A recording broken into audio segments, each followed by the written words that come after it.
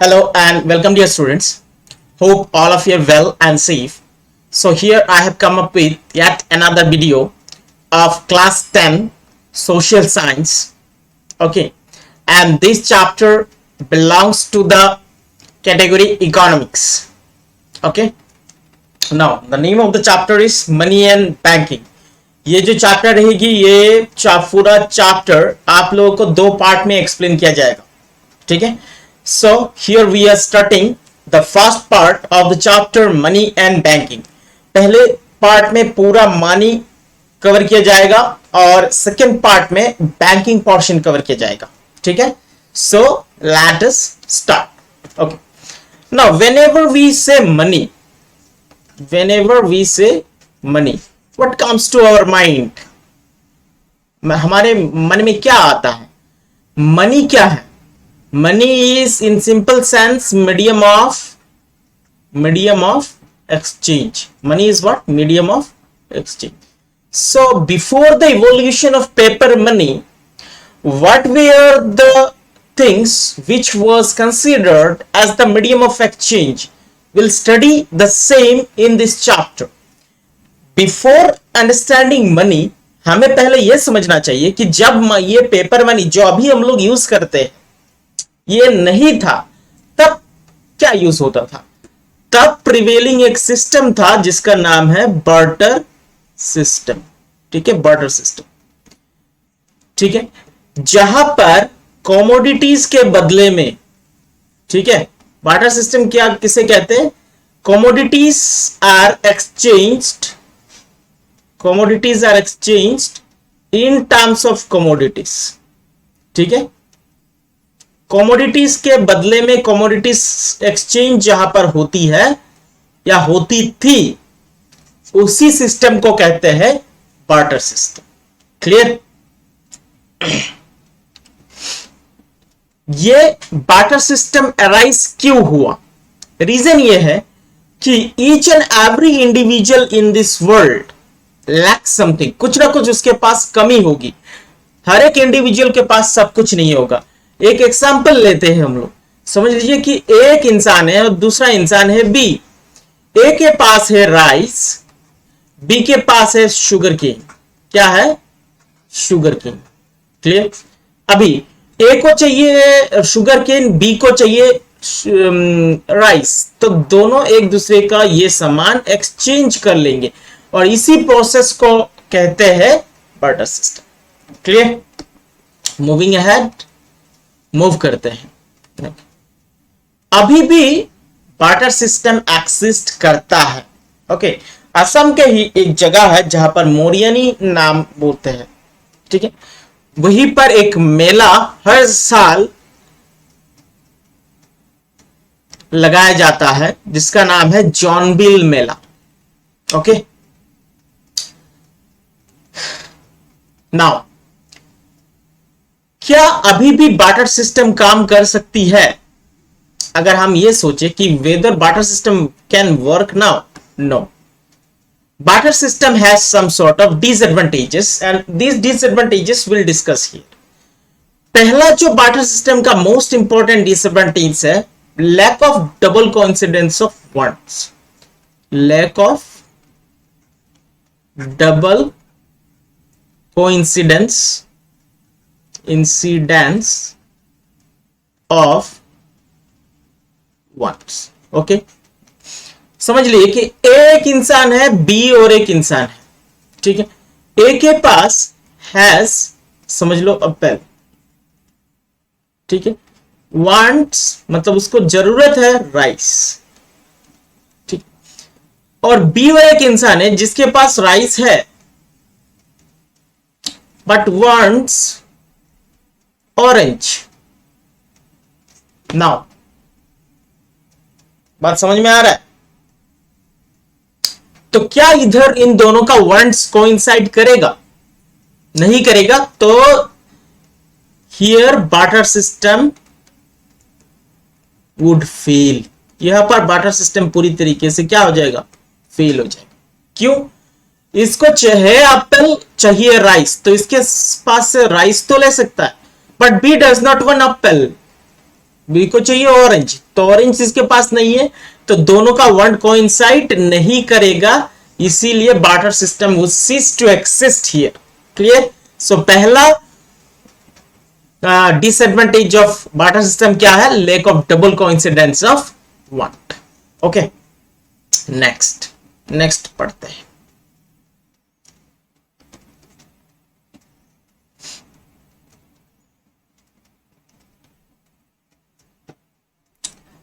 lack of common unit of value, common unit of value। देखिए, हर एक commodity का एक डेफिनेट वैल्यू होता है, हर एक कमोडिटी का एक डेफिनेट वैल्यू होता है। तो one apple is exchanged against say sometimes it would become difficult also। देखिए, समझ लीजिए कि एक एप्पल का एक्सचेंज किया जाता है against 3 guavas। Okay, one apple is exchanged against 3 guavas।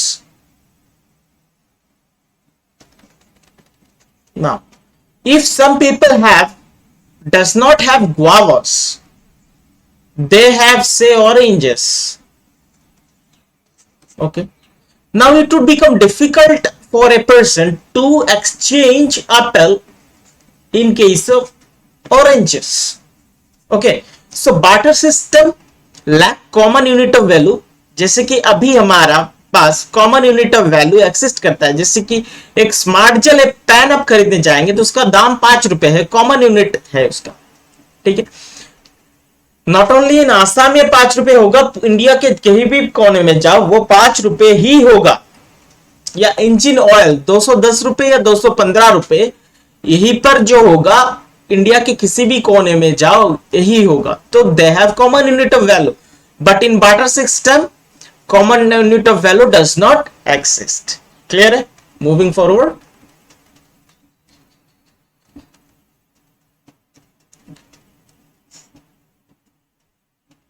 Third,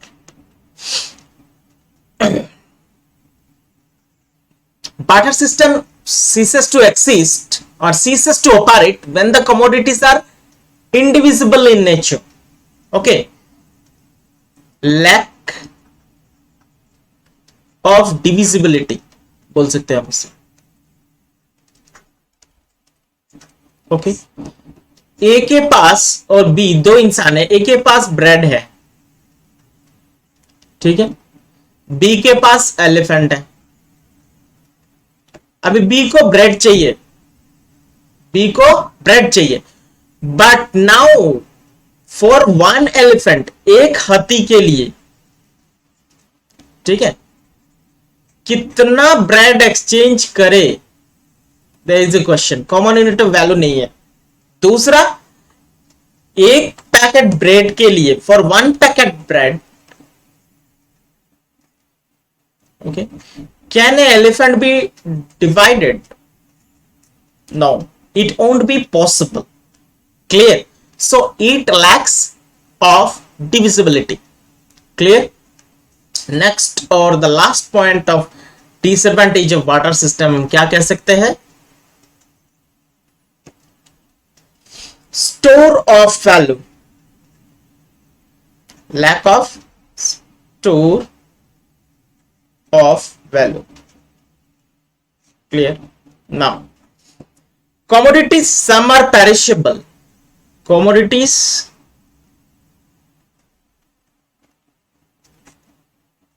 कुछ होता है इसीलिए perishable,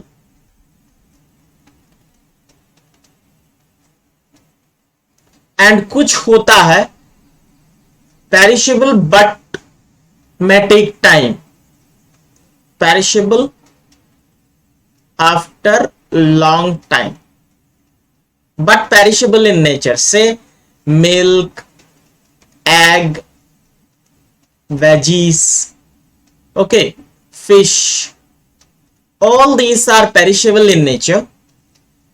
cloth, say books, paper, metals, clear? These are also, ये जो मैंने कहा है, perishable in nature, but it may take longer period of time. Whereas, why do people earn money? In order to store it whenever they would require it, they would take it out and use it in the expenditure. मतलब हम पैसे क्यों save करते हैं? ताकि जब भविष्य में उसे जरूरत पड़े उसे निकाल पाए और उसकी हम यूज कर पाए उसे। Clear? But if we save or if we store commodities which are perishable in nature, it cannot be stored. ये तो गल जाएगा, सड़ जाएगी। तो in barter system, commodities cannot be stored as these are perishable in nature. So here barter system ceases to operate. Clear? Okay. Moving ahead. Cannot be stored up means क्या बताया गया है कि an individual may keep these savings with the banks as well. जैसे कि पैसा हम bank में रख सकते हैं ताकि भविष्य में जब जरूरत पड़े उसे हम यूज कर पाए। क्या हम कमोडिटी को एक समझ लीजिए कि आपके पास केले हैं, तो क्या केले को आप बैंक में जाके रखोगे? Not possible. ताकि आप भविष्य में जरूरत पड़े तो वो केला आप खर्चा करके कुछ और ला पाओ। Not possible at all. So here barter system ceases to operate. Clear? So here we start our next most important topic, which is evolution of money. Okay, evolution of money. Whenever we talk about evolution of money, okay, evolution of money,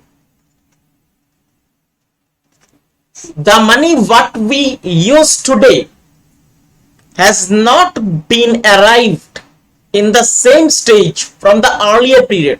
मतलब पहले से ही same stage में नहीं था, वो evolve होके आया है।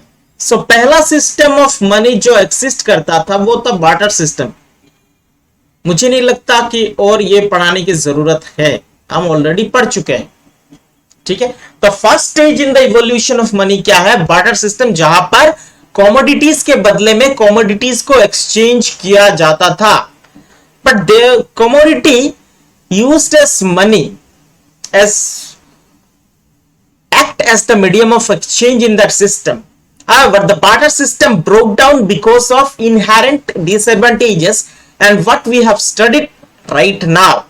Okay, second stage of evolution of money अभी हम पढ़ लेते हैं, which was animal standard. मतलब एनिमल को यूज किया जाता था as money. The most common animal which was used as money was goat. Goat को यूज किया जाता था एज मनी। बट इस जब लोग गोट को मनी की तरह यूज करते थे तब भी बहुत सारे प्रॉब्लम अराइज हो जाता था। कैसे? प्रॉब्लम ऑफ चॉइस क्रिएट होता था, प्रॉब्लम ऑफ सिलेक्शन आ जाता था। ओके, जैसे as for example, let us take one example, elephant, ठीक है, एंड गॉट, दोनों को एक्सचेंज करना है।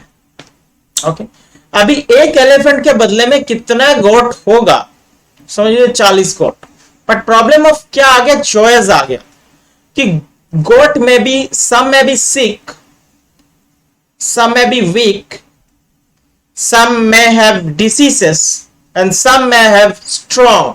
तभी किसी के पास अगर सिर्फ 40 गोट ही होगा तो लोग सिलेक्ट नहीं कर पाएंगे। तो ये प्रॉब्लम था एनिमल स्टैंडर्ड में। और क्या प्रॉब्लम था एनिमल स्टैंडर्ड ऑफ मनी में? जब एपिडेमिक आता था, एपिडेमिक मतलब डिजीज, एपिडेमिक, ठीक, जब एपिडेमिक आती थी देन गॉड डाइड, बहुत सारे गॉड एक साथ मर जाते थे। तो बहुत सारे गॉड जब एक साथ मर गए तब इकोनॉमी में क्या हो गया? Monetary crisis, monetary crisis create हो गया in the economy, monetary crisis create हो गया। ठीक है, तब चीजों के क्या होगा, लोगों को चीजें मिलेगा नहीं, पैसा कम है, बहुत मनी सप्लाई अगर मार्केट में कम है तो क्या होगा, क्राइसिस, लोग क्राइसिस में दिन चलेंगे। पैसा अगर लोगों के पास कम होगा तो प्रॉब्लम क्रिएट क्या होगा, चीजें तो लाया जाएगा लेकिन उसको अच्छे से एक्सचेंज नहीं किया जा सकता क्योंकि पैसा ही नहीं है।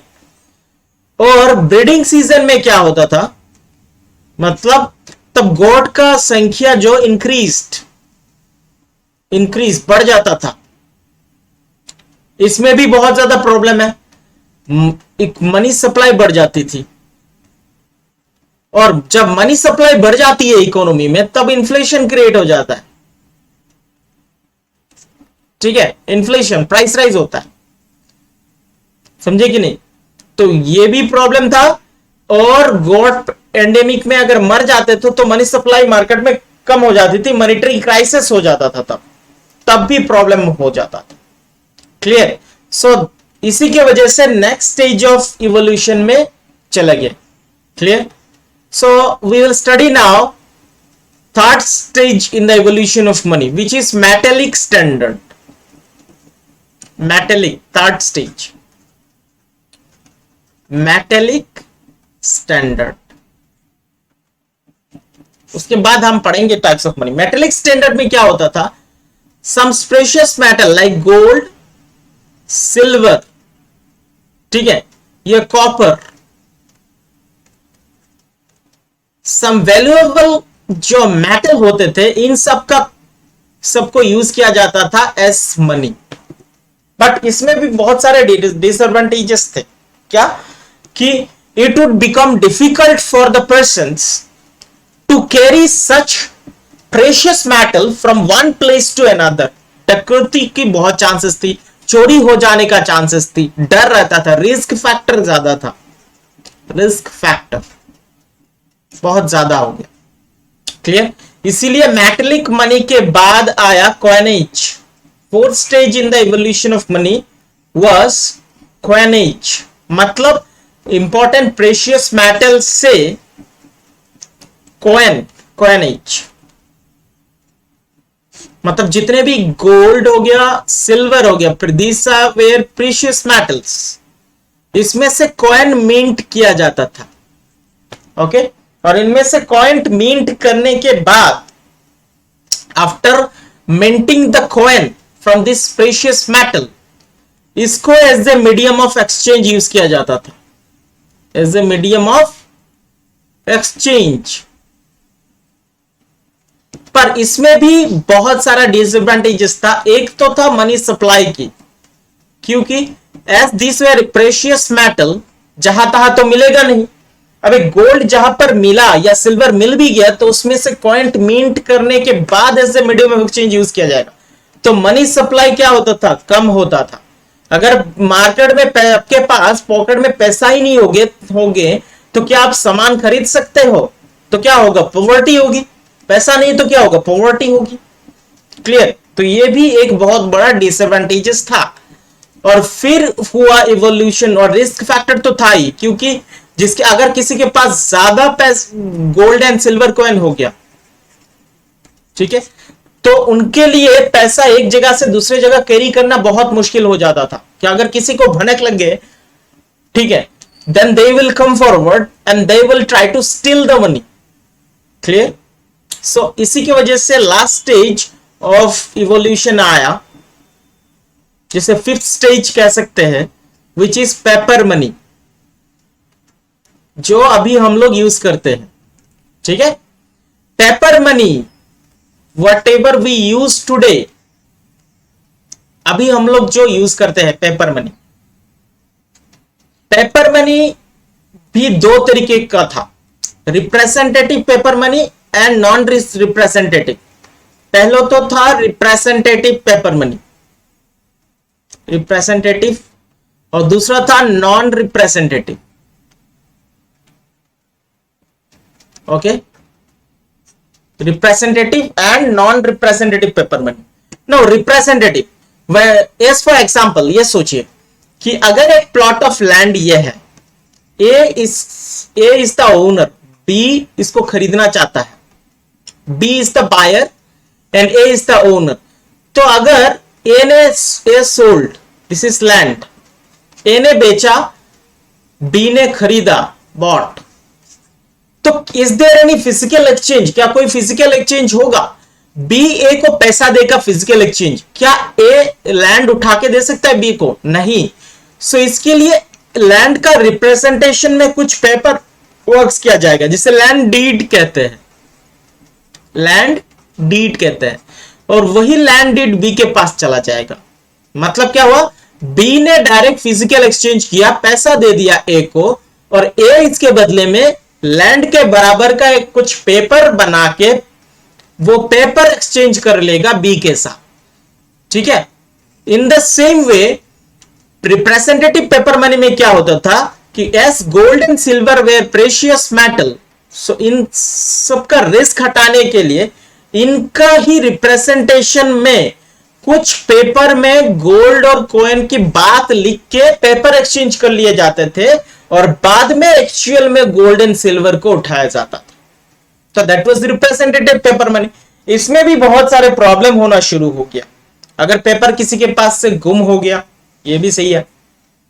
कोई समटाइम्स किसी के पास अगर गोल्ड ना हो एंड वो एक्सचेंज करना चाहता है, कुछ सामान चाहता है, तब कौन सा पेपर जाके देगा? As he does not have that gold. Okay, इसी के बाद जाके आया नॉन रिप्रेजेंटेटिव पेपर मनी, जो एट प्रेजेंट हम लोग यूज करते हैं। At present what we use that various denominations of money, जैसे 2000 रुपए का नोट, 500 रुपए का नोट, ठीक है, उसके बाद 100 रुपए का नोट, 200 रुपए का नोट, 50 रुपए का नोट, 20 रुपए का नोट, 10 रुपए का नोट, फिर 10 रुपीज का कॉइन, ठीक है, 5 रुपीज का कॉइन, उसके बाद 2 रुपीज का कॉइन और 1 रुपी का coin. So these are various denominations of money what we use today. इसी को हम कह सकते हैं कि paper money. They itself can be used as a medium of exchange. Clear? और अभी पेपर मनी से भी इवोल्यूशन हो चुका है। नेक्स्ट हम बोल सकते हैं डिजिटल करेंसी। डिजिटल करेंसी या डिजिटल मनी बोल सकते हैं। जैसे क्या? ये जो आप यूज करते हैं डेबिट कार्ड, क्रेडिट कार्ड, ठीक है नहीं, उसके बाद आ गया net banking, UPI payment, scanner, ठीक है नहीं। सो ये सब जो भी हम लोग यूज करते हैं as a medium of exchange, क्या हम एक्चुअल में फिजिकल कुछ ट्रांसफर कर रहे हैं? नो। सिर्फ क्या ट्रांसफर हो रहा है? डिजिट्स ट्रांसफर हो रहा है, डिजिट्स ट्रांसपोर्ट, ठीक है। इसे ही हम कंसीडर कर सकते हैं एज डिजिटल करेंसी। क्लियर? अभी आप दुकान में जाते हो, ठीक है, जाने के बाद एक स्कैनर मिलेगा, इधर ऐसे रहता है स्कैनर, कुछ ऐसे, इसमें ऐसे लिखावट रहती है, ठीक है, और इधर लिखा होगा जी पे या भारत पे, ठीक है। और आप अपने मोबाइल फोन से यहां ये चीज जब आप स्कैन कर लोगे जीपे में जाके या अमेज़न पे में जाके या फोन पे में जाके या पेटीएम में जाके, ठीक है, यूपीआई के थ्रू पैसा चला जाएगा यहां पर, ठीक है नहीं।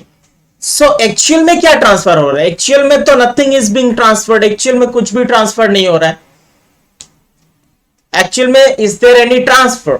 नो, एक्चुअल में कोई भी ट्रांसफर नहीं हो रहा है, सिर्फ डिजिटल करेंसी से ही ट्रांसफर हो रही है, डिजिट्स ट्रांसफर हो रहे हैं। Clear? Okay, I hope you have understood. So moving forward, okay, now जो भी मैंने लिखा है यहां पर, अगर किसी को ये सब नोट्स चाहिए होगा देखने के लिए, देन आप लोग को मैं ये भी दे दूंगा, मेरा ऐप के थ्रू दे दूंगा, ठीक है। तो हम थोड़ा मूव करते हैं, इवोल्यूशन ऑफ मनी खत्म हो गया है, moving into the next topic. Okay, evolution of money खत्म, अभी हम लोग पढ़ेंगे कि मनी क्या है। ओके, तो जेफरी क्राउथर ने कहा था, anything which can be used as a medium of exchange and which has the general acceptability is money।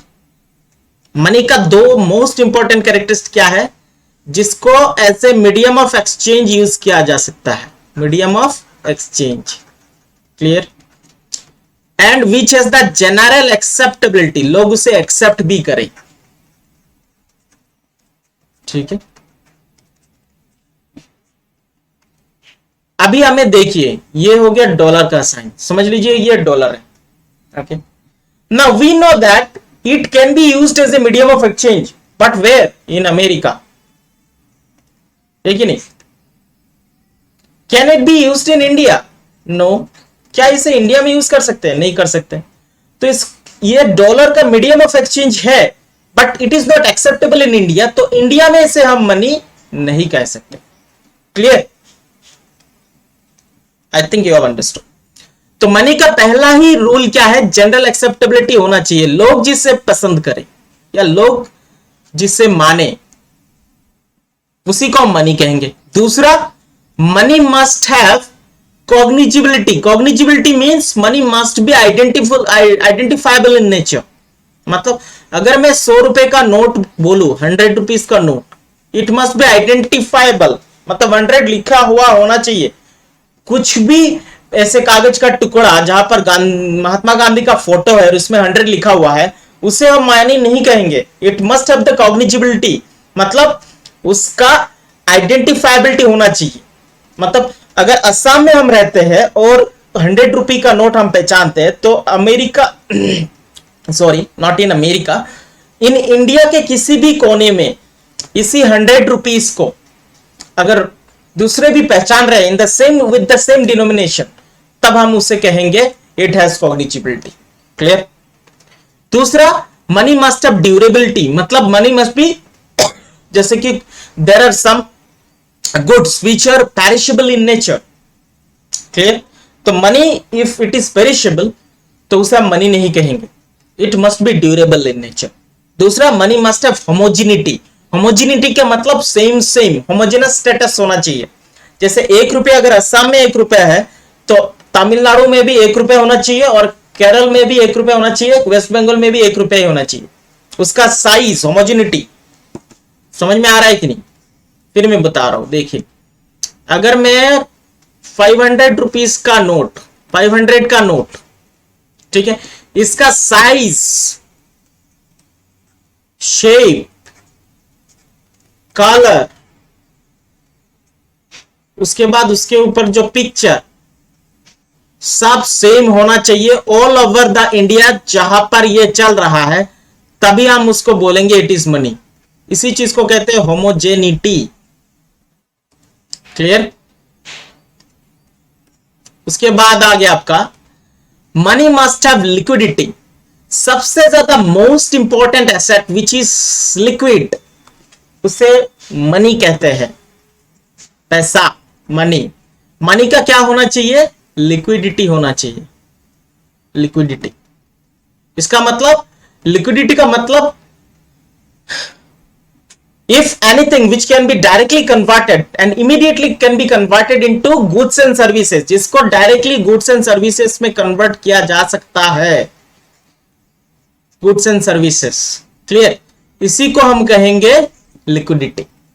तो except money there is no asset, there are some other assets also, जैसे कि land हो गया, gold हो गया, है कि नहीं, these are also assets, but these cannot be immediately converted into goods and services, but money can be। तो money is the most liquid item, और जिस किसी भी चीज का इतना ज्यादा लिक्विडिटी होगा, इट्स अ मनी, क्लियर। उसके बाद क्या कहा गया है, देख लीजिए, मनी मस्ट हैव ट्रांसफरेबिलिटी। 1991 के बाद जब एनईपी न्यू इकोनॉमिक पॉलिसी लागू हुआ, तब हमारा इंडिया का जो इकोनॉमी वो क्या ग्लोबलाइज्ड इकोनॉमी हो चुका है। मतलब पूरे दुनिया का इकोनॉमी और इंडिया का इकोनॉमी बराबर एक ही स्केल में चलता है। इसी चीज को बोलते हैं globalised economy. Clear economy. Now इसी के तहत मनी मस्ट बी ट्रांसफरेबल, मतलब एक जगह से दूसरे जगह मनी को ट्रांसफर किया जाना चाहिए। अगर किसी भी चीज को ट्रांसफर किया जा सकता है तो उसे हम मनी कह सकते हैं। It will be difficult to settle transaction if money lacks transferability. अगर मनी को ट्रांसफर ही नहीं किया जा सकता तो ट्रांजैक्शंस पॉसिबल नहीं होगा। Clear. Money must have divisibility. जैसे 1,000 रुपए का, अगर किसी को 1,000 रुपए देना है तो आप कैसे दे सकते हो? 100 रुपीज के 10 नोट दे सकते हो, 500 रुपए के आप 2 नोट दे सकते हो, 50 रुपए के 20 नोट दे सकते हो। So this is various denominations और इसका जो डिविजिबिलिटी शो करता है। क्लियर। इसी चीज को कहा गया है money can settle a transaction. 50 पैसे का भी ट्रांजेक्शन सेटल कर सकता है और 50 करोड़ का भी कर सकता है। इसी चीज को कहते हैं divisibility. Money must have stability of value. इसका जो वैल्यू है वो स्टेबल होना चाहिए, ज्यादा फ्लक्चुएट नहीं करना चाहिए। मतलब 100 रुपया अगर आज 100 रुपए है तो 10 साल के बाद भी वो 100 रुपए ही होना चाहिए। ऐसा नहीं कि उसका वैल्यू डिक्रीज हो जाए। Clear. Next, some functions. We'll talk about some important functions of money. These are easy only. Already we have studied. पहला फंक्शन ऑफ मनी हम क्या बोल सकते हैं कि money acts as a medium of exchange. Commodities को exchange करने के लिए मनी को यूज किया जाता है। Money act standard of measurement of value of goods and services. ठीक है। जैसे कि एक टाइगर बिस्कुट या पार्ले जी का बिस्कुट पहले हम लोग 2 रुपए में लेते थे, अभी वो 5 रुपए में मिलता है, 10 रुपए का पैकेट मिलता है और 20 रुपए का भी पैकेट मिलता है, 50 का भी मिलता है। Isn't it? इसी चीज को कहते हैं कि standard value of goods and measurement किया जा सकता है with the help of money. Goods and services को मेजर किया जा सकता है। ये मनी का एक इंपॉर्टेंट फंक्शन है। okay. फिर आ गया money acts as a standard of deferred payments. Deferred payment as a standard of deferred payment use किया जा सकता है मनी। डेफर्ड पेमेंट का मतलब देख लीजिए क्या है। समझ लीजिए कि एक बंदा है ए और एक स्टोर है बी। समझ लीजिए कि बी इलेक्ट्रॉनिक्स एक स्टोर है। ओके। एंड ए ने एक टीवी खरीदा। क्या खरीदा? बॉट टीवी, जिसका कॉस्ट प्राइस कितना है? 27,000। क्लियर। उसने डाउन पेमेंट किया, मतलब जब टीवी खरीदा तब दिया उसने 7,000, बैलेंस कितना रह गया? 20,000। और उसने कहा कि 4 इक्वल एनुअल इंस्टॉलमेंट में 4 instalment will be paid in 4 equal monthly installments।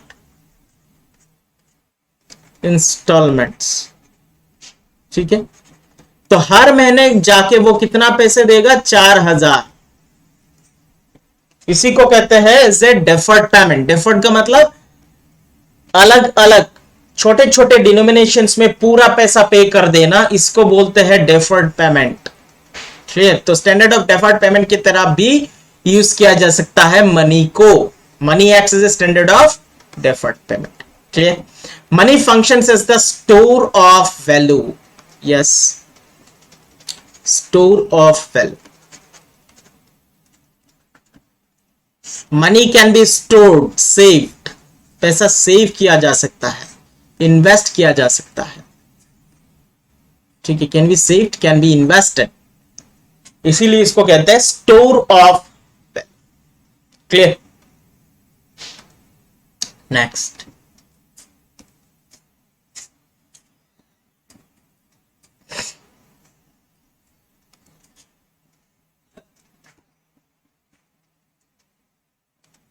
Now we'll talk about the types of money. The first type of money is the commodity money, where commodities were used as the medium of exchange. पहला type of money क्या है? Commodity money, where commodities were used as a medium of exchange and where commodities were accepted generally. Animal money क्या होता है? जहां पर animal को ऐसे मीडियम ऑफ एक्सचेंज यूज किया जाता है. मेटेलिक मनी में बता चुका हूं, मेटेलिक मनी जहां पर मेटल को ऐसे मीडियम ऑफ एक्सचेंज यूज किया जाता है, मेटेलिक मनी. पेपर मनी होता है दो तरीके का, कन्वर्टेबल पेपर मनी और नॉन कन्वर्टेबल भी बोल सकते हैं, या representative paper money, non representative paper money. ठीक है, तो अर्लियर पहले क्या होता था, was money, paper money was convertible और representative paper money as it was convertible into gold and silver. मतलब इक्वल वैल्यू का गोल्ड एंड सिल्वर में कन्वर्ट कर लिया जाता था बाद में. ओके, उसके बाद आ गया जब मनी, पेपर मनी को एक्चुअल में पैसे की तरह एक्चुअल में as a medium of exchange use किया, as a medium of exchange use किया जाता था एक्चुअल में. उसे बोलते हैं नॉन कन्वर्टेबल या फिर नॉन रिप्रेजेंटेटिव पेपर मनी. उसके बाद आ गया आपका legal tender money. So what is legal tender money? Legal tender, जब when money is has the general acceptability and also acceptable by the law of the land, जैसे rupees, whenever we talk about rupees, it is legal tender money in India. Legal tender money in India. Why? As it is generally accepted and it is supported by the law of the land. But in America, it is not legal tender money. Clear? Okay. Next we have non-legal tender money. Okay. Legal tender money में और थोड़ा पढ़ा लेता हूं. Limited legal tender money and unlimited legal tender money. Okay, जैसे limited legal tender money,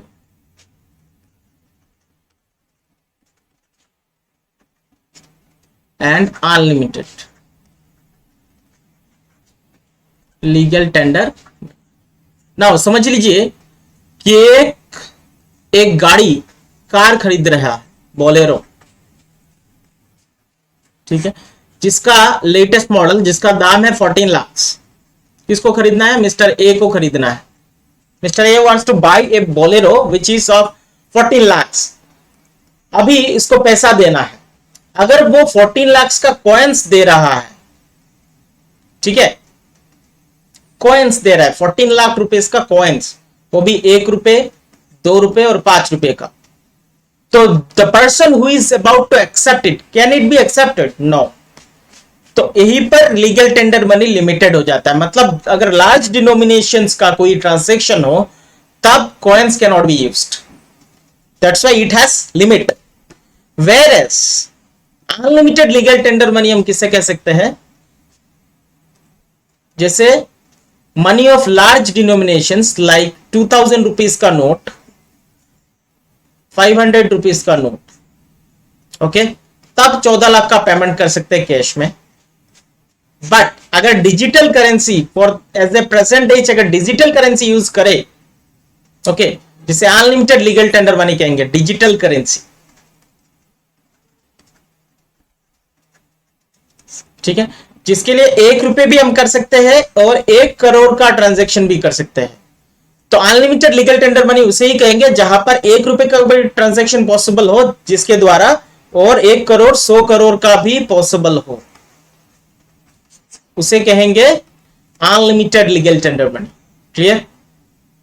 next we have fiat money. Fiat money मतलब authority और the government और विच इज और the power of the state.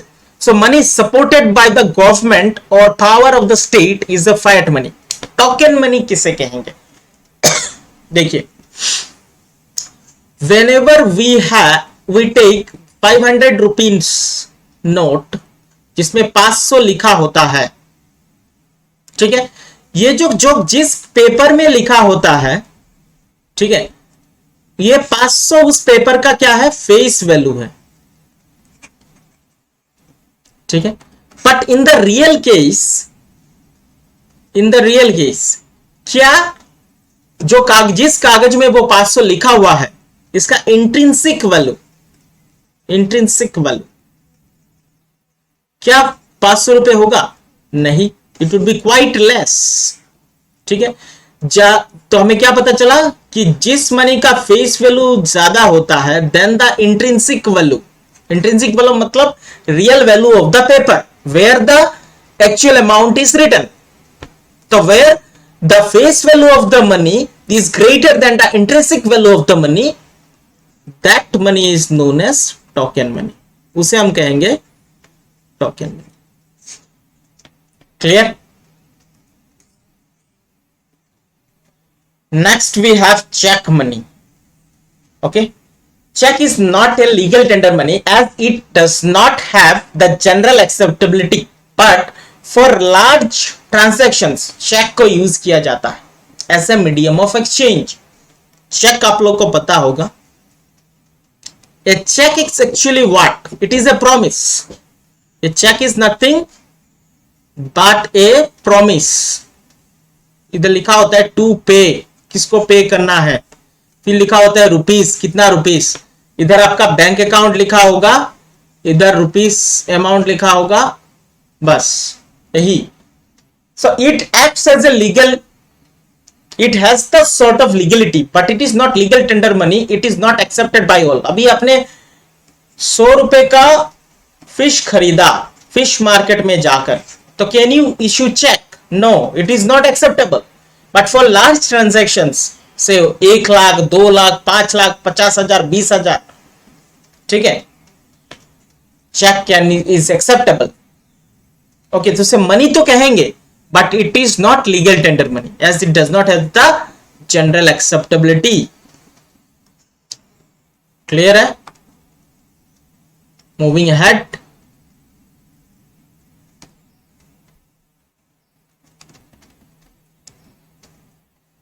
So this one is your cheque, ये हो गया cheque. Next we have standard money. Standard money किसे कहेंगे? ऐसे unit of money. Standard money is a unit of money. ठीक है, जैसे वी नो कि 1 रुपी इज इक्वल टू 100 पैसा। इट मींस 1 पैसा बराबर क्या है? 1% ऑफ 1 रुपी। तो 1 पैसा is the smallest unit of money, unit of. So what is standard money? 1 paisa, the smallest unit of money. Clear? Now hot money, money that goes out of the country. जो पैसा हमारे देश के बाहर चला जाता है in the face of socio-economic disorder and uncertainty, इसे कहते हैं hot money. Next we have dear money. Dear money, देखिए हमारे देश में in India central bank regulates the money supply in the economy. Central bank, ठीक है। तो समटाइम्स व्हाट मे हैपन, क्या हो सकता है कि सेंट्रल बैंक से जितने भी अदर कॉमर्शियल बैंक से, अब हम बैंकिंग में पढ़ेंगे कि कॉमर्शियल बैंक्स क्या है और सेंट्रल बैंक क्या है, जितने भी अदर कॉमर्शियल बैंक से they take advances and loans from the central bank। हमारे देश में एक ही सेंट्रल बैंक है जिसका नाम है आरबीआई, जो 1935 में एस्टैब्लिश की गई थी, रिजर्व बैंक ऑफ इंडिया। हमारे देश में पूरे मनी सप्लाई को सेंट्रल बैंक ही रेगुलेट करती है। एक चीज आपको याद रखना है, एक्सेप्ट 1 रुपी कॉइन, जितने भी coins and notes, currency note है, each and everything is issued by the central bank of India. ठीक है, तो जब बोरो करता है कॉमर्शियल बैंक, कहां से? सेंट्रल बैंक से, if they charge more interest, अगर ज्यादा इंटरेस्ट रेट चार्ज करते हैं, ठीक है, they will borrow less and in that case, और हम लोग एज इंडिविजुअल कहां से बोरो करते हैं? कॉमर्शियल बैंक से जाके बोरो करेंगे, ठीक है, तब वो भी इंटरेस्ट को, कॉमर्शियल बैंक भी इंटरेस्ट को राइज कर देगा, राइज। और in that case individual will borrow less from the commercial bank and in that case the money becomes dearer. Clear? इसी चीज को कहते हैं डियर मनी। इसी और चीप मनी, इसका उल्टा सेंट्रल बैंक ऑफ इंडिया जिसने इंटरेस्ट चार्ज किया लेस, किसको? कॉमर्शियल बैंक को, ठीक है, उसने ज्यादा बोरो किया, borrow. In the same case वो इंडिविजुअल को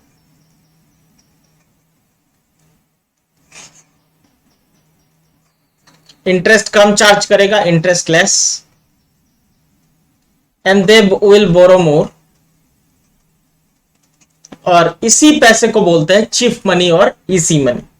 ओके, नेक्स्ट आ गया आपका black money. Black money is a distinct type of money. कोई भी पैसा जिसका कोई भी अकाउंट ना हो, हिसाब ना हो गवर्नमेंट के पास, that's a black money. Clear? The money which is earned and which does not have any account is a black money. Clear?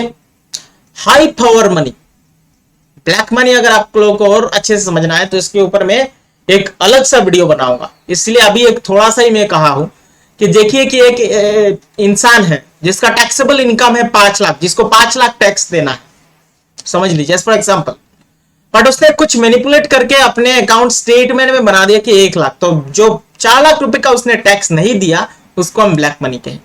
Clear? High power money, out of the total money supply in the country, the part which is direct control of the country, central bank के पास जिसका direct control है उसको कहते हैं high power money. मतलब the money which is under the direct control of central bank of India is the high power money. By means of this money, the central bank can increase or decrease the money supply into the economy. Clear? Moving ahead.